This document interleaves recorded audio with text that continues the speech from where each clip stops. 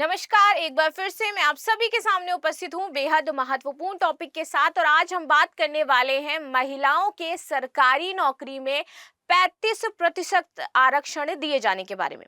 देखिए, बहुत important topic हो जाता है। जब भी हम आरक्षण की बात करते हैं तो हमारे कान ऐसे ही खड़े हो जाते हैं, क्योंकि ये टॉपिक ही ऐसा है और एग्जाम के पॉइंट ऑफ व्यू से भी बहुत ही ज्यादा महत्वपूर्ण हो जाता है। यहाँ पर एक स्टेट पीसीएस में 35% का आरक्षण दिया जा रहा है। अभी कौन सी स्टेट गवर्नमेंट दे रही है, इसके बारे में बात करेंगे। साथ ही साथ अदर स्टेट्स में महिलाओं को नौकरियों में कितना आरक्षण प्रदान किया गया है, कितने प्रतिशत आरक्षण प्रदान किया गया है, इसके बारे में भी यहाँ पर हम चर्चा करने वाले हैं, क्योंकि ये वीडियो हमारे लिए इंपॉर्टेंट हो जाता है। तो वीडियो अंत तक जरूर देखिएगा। मेरा नाम है प्राची मिश्रा और संस्कृति आईएएस के इस प्लेटफॉर्म पर आप सभी का स्वागत है। आ जाते हैं हमारे टॉपिक पर। अब सरकारी नौकरी में महिलाओं को मिलेगा 35% का यहाँ पर आरक्षण।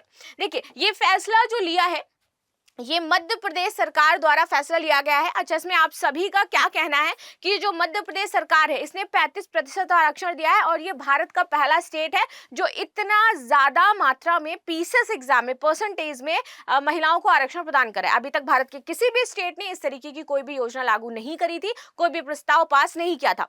तो आप में से कितने लोग चाहते हैं कि भारत के सभी स्टेट्स में कुछ इस तरीके के प्रावधान होने चाहिए और स्पेशली यूपी में ऐसा होना चाहिए? क्योंकि यूपी में अभी योगी सरकार ने बोला था कि ये जो आपका पुलिस के एग्जाम आ रहे हैं इसमें हम महिलाओं को 20% का आरक्षण देंगे, लेकिन बाकी अदर एग्जाम्स में कोई स्पेसिफिक आरक्षण डिसाइड नहीं है। लेकिन यहां पर यदि मैं मध्य प्रदेश की बात करूं तो इन्होंने सभी सरकारी नौकरियों में महिलाओं को 35% का आरक्षण प्रदान कर दिया है और इसी के साथ पहला स्टेट भी बन गया है भारत का ऐसा करने वाला। ठीक है, चलिए आगे आ जाते हैं। यह आरक्षण एमपी में होने वाली सभी नियुक्तियों में दिया जाएगा। एमपी की कोई भी परीक्षा होगी, एमपी पीसीएस की स्पेशली मैं बात करूं तो यहाँ पर 35% महिलाएं रखी जाएंगी।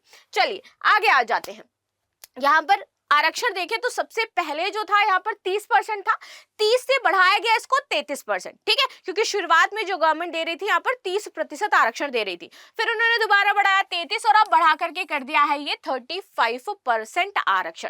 ठीक है, इस संबंध में सामान्य प्रशासन विभाग की ओर से नोटिफिकेशन भी जारी कर दिया गया है।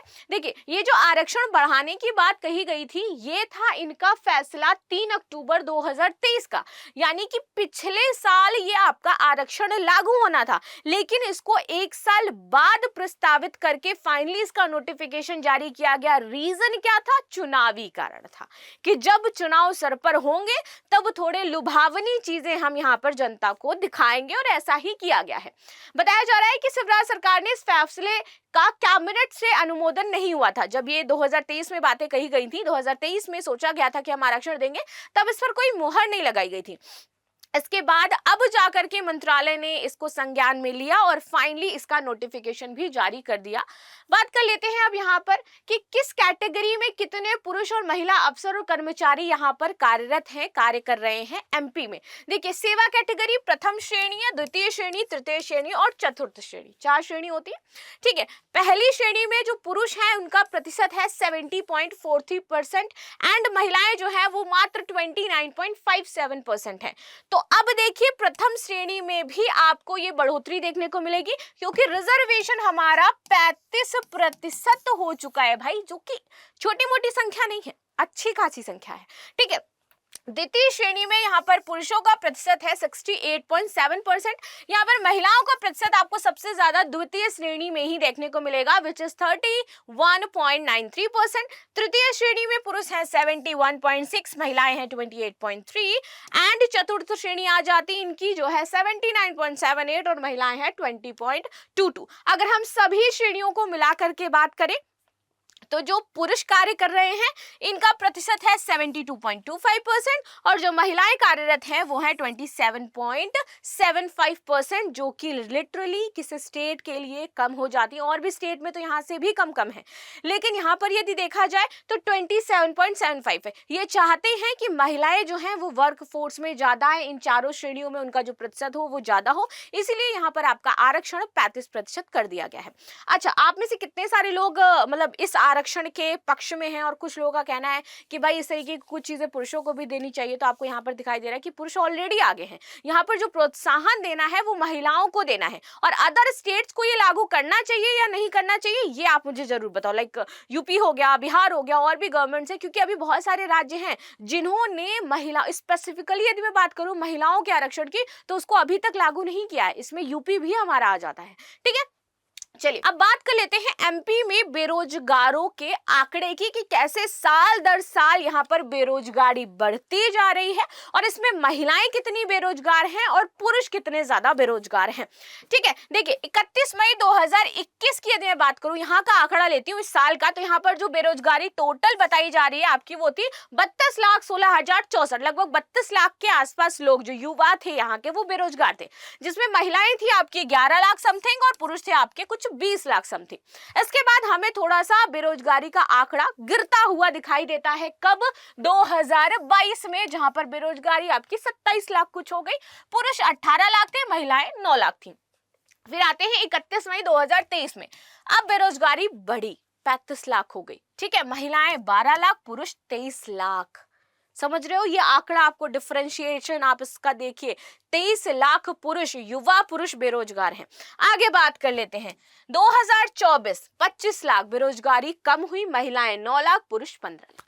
ठीक है, तो यहाँ पर धीरे धीरे गवर्नमेंट ये चाहती है कि हम क्या करें कि जो बेरोजगारी का स्तर है उसको धीरे धीरे गिराते जाएं। कैबिनेट के अन्य महत्वपूर्ण फैसले भी यहाँ पर थे कि असिस्टेंट प्रोफेसर का जो पद था उसके लिए एग्जाम देने की जो अभी तक आयु सीमा थी वो थी 40 वर्ष। सरकार ने क्या किया, उसको बढ़ा करके 50 वर्ष कर दिया है कि चलिए आप जब जितने 50 वर्ष तक के लोग हैं वो भी अब इसमें एग्जाम दे सकते हैं, ताकि और भी लोगों को इसमें क्या है रोजगार प्रदान किया जा सके। तो कुछ ये महत्वपूर्ण फैसले यहाँ पर लिए गए। साथ ही साथ यहाँ पर एक और इंपॉर्टेंट चीज थी, ये थी खाद के लिए यहाँ पर 254 नए केंद्र ओपन कर दिए गए। ठीक है, ताकि यहाँ के किसानों को बढ़ावा दिया जा सके। तो यहाँ पर मंजूरी दी गई है कि 254 नए उर्वरक खरीदी केंद्र यहाँ पर मंजूर किए गए हैं, ये ओपन किए जाएंगे, जहां पर आपको उचित कीमत पर सरकार द्वारा जो उर्वरक खाद है ये सारी चीजें उपलब्ध करवाई जाएंगी।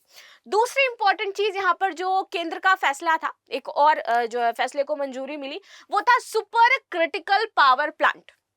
यहाँ पर तब्दील होगा सतपुड़ा थर्मल स्टेशन। देखिए Sarni Satpura thermal power station की बात करें तो यहाँ पर 410 मेगावाट की 2 और यूनिट लगाई जाएंगी और साथ ही साथ 420 मेगावाट की 2 यूनिट लगाई जानी है, यानी कि टोटल 830 मेगावाट की यहाँ पर 4 यूनिट स्थापित की जाएंगी। और इसके साथ ही डबल आप देखोगे 660 मेगावाट का सुपर क्रिटिकल पावर प्लांट भी विकसित किया जा रहा है, यानी कि बिजली उत्पादन में भी यहाँ पर कुछ इंपॉर्टेंट फैसले लिए गए। अन्य राज्यों के प्रावधानों की बात कर लेते हैं, जहां पर आ जाता है हमारा कर्नाटक। देखिए कर्नाटक में आउटसोर्स नौकरी में महिलाओं के लिए 33% आरक्षण की आवश्यकता है, लेकिन जो कि 45 दिनों में से अधिक का समय तक चलती है और 20 से अधिक लोगों को यहाँ पर रोजगार देती है। तो ऐसा बोला जाता है कि ये जो आउटसोर्सिंग है वहां पर 33% आरक्षण महिलाओं के लिए है। उत्तराखंड की बात करें तो यहाँ पर 30% सार्वजनिक रोजगार में आरक्षण प्रदान किया जा रहा है। लोकसभा और राज्यसभा तो नारी शक्ति वंदन अधिनियम, ये भी लोकसभा और राज्यसभा में भी नारी शक्ति वंदन अधिनियम आया था और ये बहुत ज्यादा चर्चा में रहा था, जो 33% आरक्षण की बात करता है।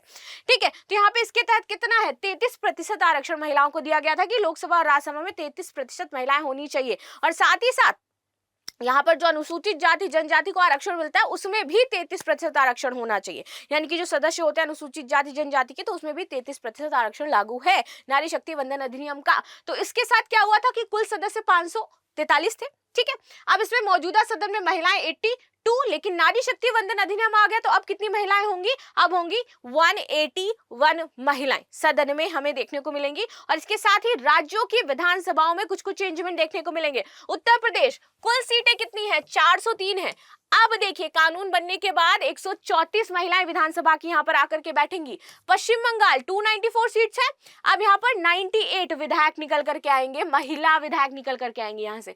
महाराष्ट्र की बात करें 288 है, 96 महिला विधायक निकल करके आएंगी। बिहार 243 सीट्स है, 81 महिला विधायक निकल करके आएंगी। तमिलनाडु 234 सीट्स है, जिसमें से 78 महिला विधायक निकल करके आएंगी नारी शक्ति वंदन अधिनियम आने के बाद, यानी कि अब से इस साल जो अब आपका नेक्स्ट जो होने वाला है वहां पर इतनी इतनी संख्या में बढ़ोतरी आपको देखने को मिलेगी।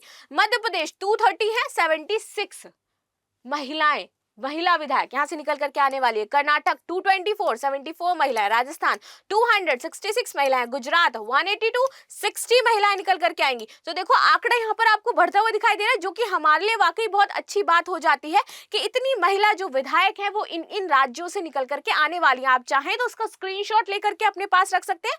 बाकी आपको इसका जो पीडीएफ है वो मिल जाएगा, जहां पर आप देख लोगे कि कैसे कैसे नारी शक्ति वंदन अधिनियम आने के बाद महिला रिजर्वेशन की क्योंकि हम बात करें तो यहाँ पर लोकसभा और राज्यसभा में जो रिजर्वेशन है, फिर उसके बाद आपकी विधानसभा सीटों में जो रिजर्वेशन है वो हमारे लिए इंपॉर्टेंट हो जाता है। तो इस तरीके का सरकार ने केंद्र में और कुछ राज्यों में इस तरीके के प्रावधान बने हुए हैं महिलाओं के आरक्षण को लेकर के।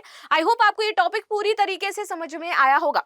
यदि कोई डाउट है, प्रश्न है, आप कमेंट में मुझे अवश्य बता सकते हैं। मिलते हैं नेक्स्ट क्लास में, तब तक के लिए धन्यवाद। लाइक शेयर सब्सक्राइब करना बिल्कुल भी ना भूलें and thank you so much. Thank you.